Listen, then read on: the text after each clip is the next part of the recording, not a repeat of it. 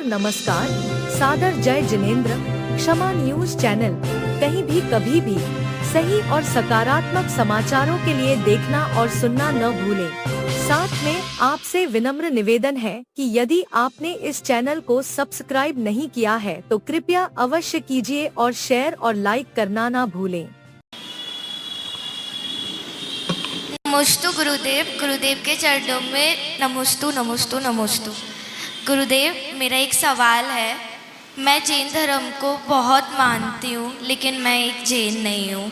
मेरे मन में बहुत ज़्यादा एक सवाल है कि क्या मैं कभी कोई गुरुदेव को कभी भी आहार दे पाऊँगी, या मैं इस धर्म में आगे और कैसे बढ़ पाऊँ, क्योंकि गुरुदेव मैं ये कोई संकोच नहीं है कि मैं हमेशा कभी भी कोई भी गुरुदेव आते हैं तो मेरा हमेशा आना होता है। मैं जितना होता है उतनी कोशिश करती हूँ इस धर्म में आगे बढ़ने की। आप प्लीज़। आपका पूरा नाम क्या है? हर्षिता श्रीवास्तव। श्रीवास्तव, हर्षिता, तो ये तो हर्ष का ही विषय है कि आपको इस तरह की रुचि लग रही है। इसलिए ये बहुत विकल्प मत करो कि आहार दे पाएंगे कि नहीं दे पाएंगे। अगर आप माता जी के पास, आरिका जी के पास बैठ कर के ठीक से इस बात को समझते हैं कि जीव का, आत्मा का कल्याण किस में है, गृहस्थी में भी रहकर कोई इंसान किस लेवल तक अच्छा हो सकता है, और थोड़ा सा स्वाध्याय वगैरह करेंगे तो आपको मालूम पड़ेगा जैन धर्म किसी जाति से बंधा हुआ धर्म नहीं है। जैन धर्म जन जन का धर्म है। पशु पंछी भी इस बात को समझ जो गए, वो भी महावीर स्वामी कभी शेर की पर्याय में थे।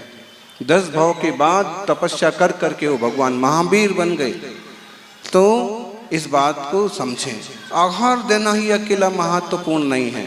साथ में चल लेना, वंदना कर लेना, उनसे सही बातें समझ लेना, फिर भले आप गृहस्थी में किसी भी परिवार में जाएं, लेकिन आपकी समझ सही रहेगी तो भी आपका उपकार होगा, कल्याण होगा। लेकिन अगर किसी की सोच उल्टी है, उसे यही समझ नहीं है कि मार्ग क्या है, तो वो तो जैन भी होता हो भी उसका कोई ठिकाना पड़ने वाला नहीं। इसलिए आपका बहुत अच्छा पुरुषार्थ है और निश्चित रूप से आपकी भावनाएं कभी ना कभी पूरी होंगी। और आगे आगे अभ्यास करिए, थोड़ा सा जिनवाणी सुनने का, और ऐसे आरिका माता जी दीदी हैं, 5-10 मिनट बैठ करके कुछ बातें समझने का। क्षमा न्यूज चैनल देखने के लिए आपको बहुत बहुत धन्यवाद। सादर प्रणाम, सादर जय जिनेंद्र।